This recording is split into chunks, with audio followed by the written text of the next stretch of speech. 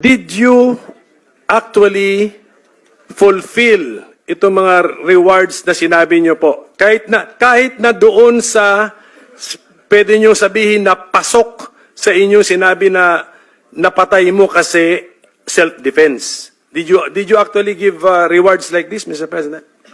Istorya lang yun, sir. Kung may pinatay siya tapos sabihin niya, sir, sana yung sinabi mong reward? Mumarahin kita.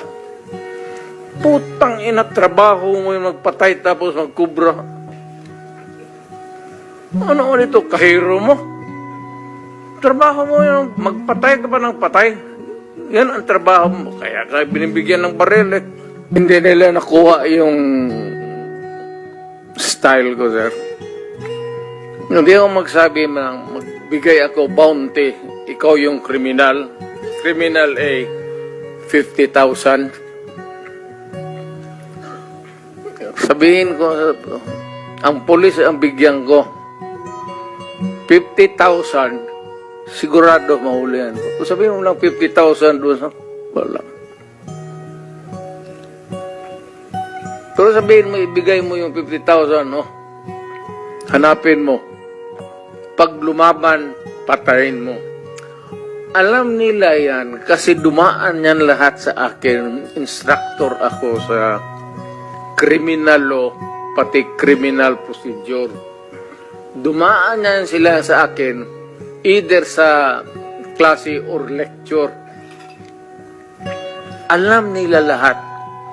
Alam nila lahat kung papaano pumatay ng legal at papaano pumatay na makukulong ka. Always in the fulfillment of duty when your life is in danger. Alam nila yan. Ang ibig kong sabihin, patayin ninyo yung masasamang tao, kriminal. Wala akong sinabi na pumatay kayo ng inosente. Alam nila ng lahat. Yan sila.